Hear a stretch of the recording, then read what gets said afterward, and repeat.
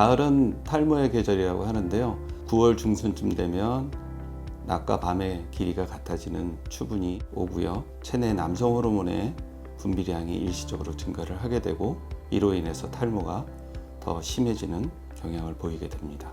탈모는 하루에 100모 이상 머리카락이 빠지는 것을 기준으로 하고 있습니다.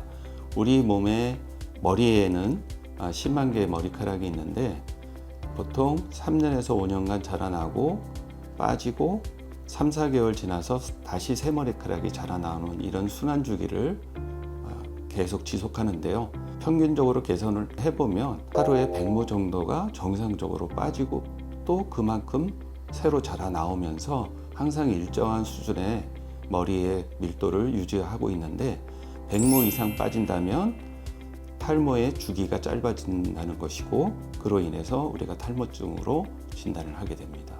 사실 남성의 탈모나 여성의 탈모는 거의 그 현상은 똑같습니다.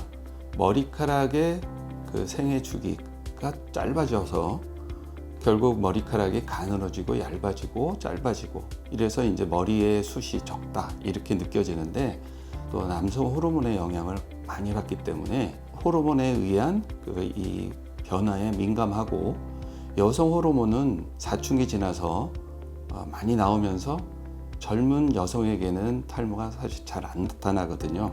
여성 호르몬이 줄어들거나 아예 안 나오게 되는 이제 폐경기 이후에 주로 여성의 탈모가 나타나는데 요즘은 사회적인 또 여러 경제적인 이런 영향으로 젊은 여성에게도 탈모가 많이 나타나고 있습니다.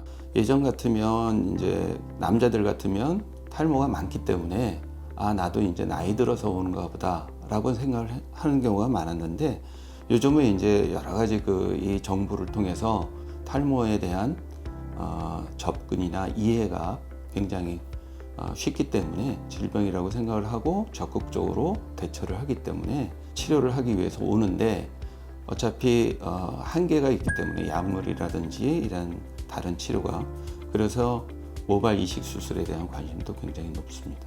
이 후두부 쪽이나 이 옆머리 쪽 이 부위에 굵은 머리 만드는 건강한 모근을 빈 곳을 커버하는 수술이 모발 이식 수술이고요. 흔히 이제 뒤에서 후두부 쪽에서 모근을 채취하는 방법에 따라서 흔히 뭐 절개식과 비절개식 이렇게 나누는데 사실 결과는 똑같은 거고 채취하는 방법에 따른 차이일 뿐이지 사실은 뭐 크게 다른 차이는 아닙니다.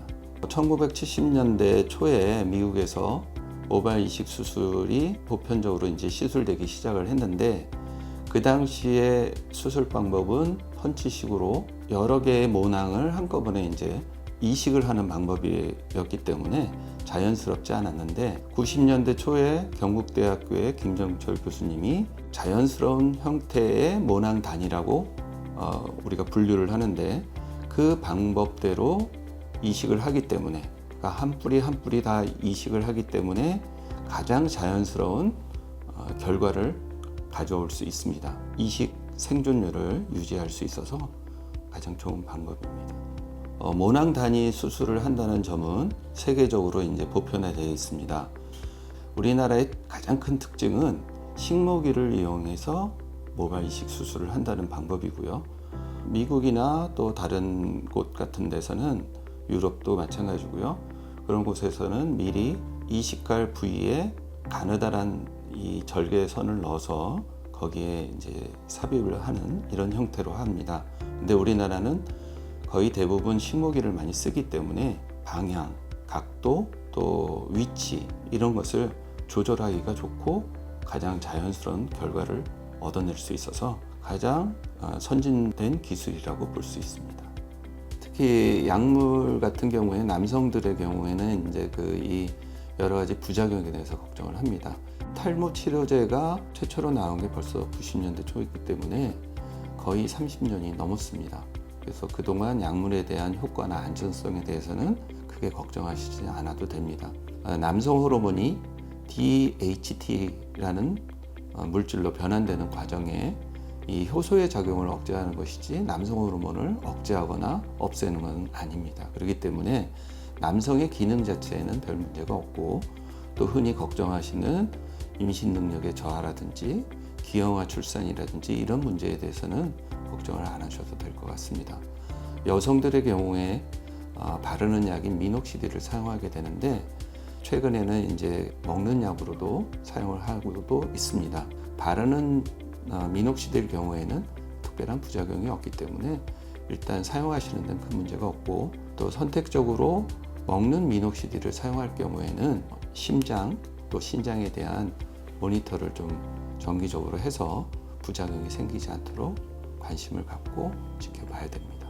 제일 좋은 방법은 열심히 걷는 거라고 생각합니다. 그래서 저는 일주일에 적어도 한 3번 정도 아니면 뭐 그 이상도 빠르게 걷는 정도, 뭐 한 7, 8km 이 정도를 걷습니다. 뛰는 것도 좋기는 합니다만 빠르게 걷기가 호흡을 잘 유지할 수 있으면서도 체중 조절도 하고 또 무릎에 큰 무리가 가지 않기 때문에 빠르게 걷기만으로도 건강 상태를 유지할 수 있지 않을까 생각하고요. 오래전부터 산악회에 가서 같이 이제 등산을 합니다. 그래서 한 달에 한 2번 정도는 산을 꼭 다니고 있는데, 이 맑은 공기 마시는 것도 있고 또 다른 사람과 같이 어울리고 이러면서 사회적으로나 또 정신, 신체적으로 가장 도움이 되는 운동인 것 같습니다.